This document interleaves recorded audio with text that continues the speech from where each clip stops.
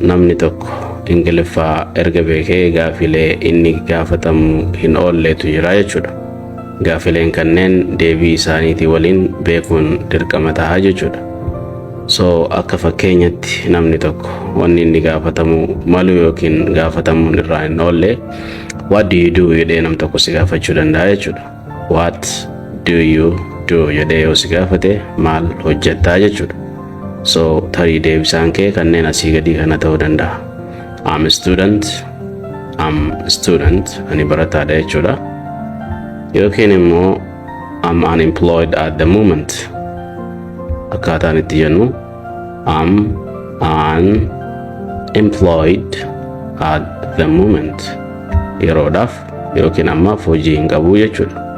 Kan biraa deebii kan ta'uu danda'u I run my own business jechuu dandeessaa jechuudha. I run my own business. Akkaataan itti dubbisnu akkana. Hiikaan isaa hojii dhuunfaa koon hojjedhaa jechuudha. Nam tokko kan hojii dhuunfaa ka hojjetu ta'e akkana jedhee deebisuu danda'a jechuudha. Yookiin immoo wanti inni jechuu danda'u I work as a cleaner. Nama qulqulleessummaa hojjetu yoo ta'e jechuudha. Akkaataan itti jennu akkamii I work as a cleaner. Qulqulleessummaan hojjedhaa jechuudha. Wanti biraa kan ka'uu danda'u waa'ee fuudhuu fi fuudhuu dhabuu keetiiti. Are you married? Siin jedhanii si gaafatan gaafii akkanaa kana. Fuutee yookiin immoo yoo dubara taate heerumtee jechuudha ta'a jechuudha. Are you married? Jedhanii si gaafatanii. So deebiin kee kanneen asii gadii kana keessaa tokko ta'a jechuudha. Yes jettee deebisuu dandeessaa jechuudha. Yookiin immoo no jettee deebisuu dandeessaa jechuudha. Kan deebii ta'uu danda'u kan biraa I'm divorced jettee deebisuu dandeessaa jechuudha. Hiikkadheen jira yookiin immoo adda baanee jirra jechuu yoo barbaadde jechuudha. Okay. So kan biraa kan deebii ta'uu danda'u I'm engaged jennaa jechuudha. I'm engaged jechuun ani kaadhimadheeraa jechuudha. Dubaras ta'e dhiira akkana jedhee deebisuu danda'a jechuudha.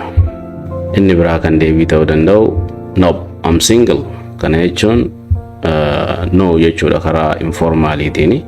So akkaataan itti jennu nope, I'm single jennee deebisuu dandeenya jechuudha. Kana jechuun hiikaan isaa lakkii ani qeenxeedha yookiin ani hin fuune hin heerumne jechuudha ta'a jechuudha hiikaan isaa.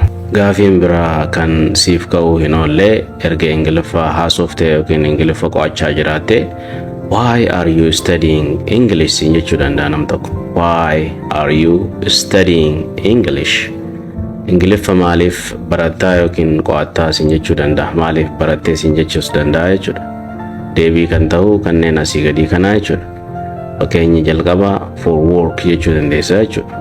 For work. Kana jechuun hojiidhaaf jechuu dandeessaa jechuudha. Inni biraa kan deebii ta'uu danda'u to be able to communicate when I travel. To be able to communicate when I travel. Kana jechuun yeroon imalu namoota walii galuu akkaan danda'uuf Ingiliffa baradhee yookiin barachaa jira jechuu dandeessaa jechuudha. Kan biraa kan deebii ta'uu danda'u I love learning new languages jechuu dandeessaa jechuudha. I love learning new languages. Kana jechuun afaan haarawaa barachuu waan hin barbaaduuf yookiin nan barbaada yookiin nan jaaladha jechuu dandeessa. Yookiin immoo to get a better job jechuu dandeessa. To get a better job. Kana jechuun hojii fooyya'aa ta'e argachuuf Ingiliffa barachaa jira yookiin baradhe. Gaafiin biraa how did you learn English jechuu danda'a. Ingiliffa akkami barte akkaataa itti barte naaf himi jechuudha danda'a jechuudha. So maal jechuu dandeessa? I took classes for 3 years jechuu dandeessa. Kana jechuun waggaa 3 baradhee waggaa 4 baradhee jettee deebisuu dandeessa jechuudha.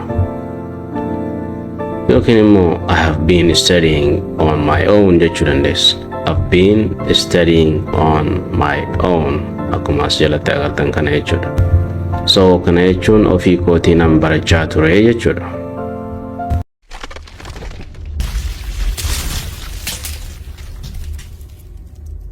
What do you do in your free time? Kana jechuun akkuma agartan kana yeroo boqonnaa keetitti maal hojjettaa jedhee nam tokko yoo si gaafate deebisaa adda addaa deebisuu dandeenya jechuudha. Deebisaan isaa tokko qofa ta'uu hin danda'u. Akka fakkeenyatti kan jalqabaa yookaan ilaallu ta'e I don't have any free time jechuu danda'a jechuudha nam tokko. Akkaataan itti dubbisnu akkuma agartan kana I don't have any free time jedhee deebisuu danda'a jechuudha. Hiikaan isaa yeroo boqonnaa hin qabu jedhee deebisuu danda'a. Yeroo boqonnaa yookaan hin qabaanne ta'e akkana jettee deebistaa jechuudha. Deebii kan ta'uu danda'u inni biraa I usually hang out with friends jedha. I usually hang out with friends. Akkaataan itti dubbisnu isa kana jechuudha. I usually hang out with friends. Yeroo baay'ee hiriyoota koo wajjinan dabarsaa jechuudha hiikaan isaa. I do volunteer work jedha jechuudha. Akkaataan itti dubbisnu I do volunteer work jechuun hojii tola ooltummaan hojjedhaa jechuudha yeroo boqonnaa kootti. Akkanas jettee deebisuu dandeessaa jechuudha.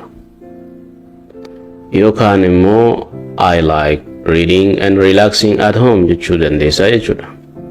I like reading and relaxing at home jennee dubbifnaa jechuudha. So hiikaan isaa mana keessatti dubbisuu fi boqochuu natti tolaa jechuudha. Gaafiin inni biraa kan gaafatamuu dandeenyu how is the weather? How is the weather? Kan jedhutu contract ta'e yookiin walitti butame asirratti easy turraa badee jechuudha. So is kan jedhu how is the weather kan jedhutu akkanatti ta'a jechuudha. So akkamitti dubbifna how is the weather? How is the weather? Haalli qilleensaa akkami jedhee si gaafachuu danda'a nam tokko. Hot jettee deebisuu dandeessaa jechuudha. Yoo haalli qilleensaa yeroo sanii ho'aa ta'e jechuu ni ho'a jechuudha. Kan biraa deebii ta'uu kan danda'u yeroo sayyoo rooba guddaa roobaa jiraate it is pouring. It is pouring jennee akkuma agarru kanatti dubbachuu dandeenya jechuudha. Rooba guddaa roobaa jira jechuudha. Inni biraa a little chilly jennee deebisuu dandeenya jechuudha. A little chilly xinnoo ishee inni qorraa jechuu yoo barbaanne jechuudha. Kan biraa yoo haalli qilleensaa yeroo sanii bareedaa ta'e aduun isin jirre qorri isin jirre ta'e gorgeous jennee deebisuu dandeenya jechuudha. Gorgeous jenneeti deebisnaafi jechuudha nama nu gaafatisaniif. Kana jechuun haalli qilleensaa har'a miidhagaadha yookiin immoo bareedaadha jennee deebisuu jechuudha. It is quite cold jennaa jechuudha yoo haalli qilleensaa qorraa ta'e immoo baay'ee qorraa yoo ta'e it is quite cold. Kana jechuun baay'ee qorraa jechuudha. Akkuma reefu isinii hime asirratti apostrophiin kun kaseentee fi easy to asirra hin jirre jechuudha. Easy irraa s qofaatu as jira. So contraction jedhanii waan akkanaa kana it is quite cold jennee dubbifnaa jechuudha. It is quite cold ka jedhu it is quite cold jennee dubbifnaa jechuudha. Baay'ee qorraa jechuudha. Gaafiin inni biraa kan nuti gaafatamuu dandeenyu waa'ee yerooti yookiin waa'ee sa'aatiitii jechuudha. What time is it jedhee yoo nam tokko si gaafate what time is it? Yeroon meeqaa jedhee yoo si gaafate gaafiileen kunis karaa hedduudhaan deebifamuu danda'a jechuudha. Haala yeroo san irratti hundaa'e.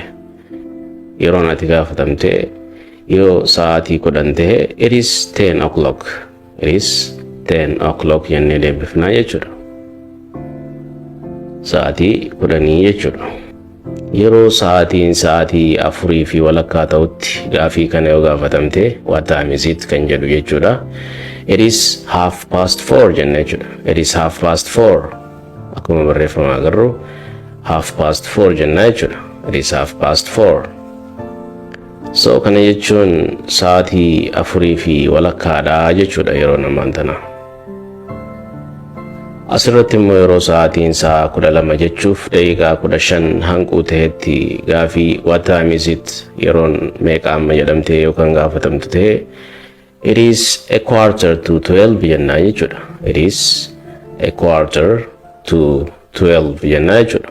Hiikaan isaa sa'aatii 12 rubuu irruu yookiin immoo sa'a 12 jechuuf daqiiqaa 15 irruu jechuudha hiikaan isaa. Kan biraa yeroo sanitti yoo sa'aatii harkaan qabaanne mobaayilaa laallachuu kan barbaaddu ta'e let me check my phone jettaa jechuudha. Mobaayila keessan deemee sa'aatii ilaala jechuudhaaf jechuudha. Let me check my phone. Mee mobaayila koo haa ilaaluu jechuudha. Yoo sa'aatii kan hin beekne yookiin immoo sa'aatii hin qabne ta'e maal jettee deebistaa?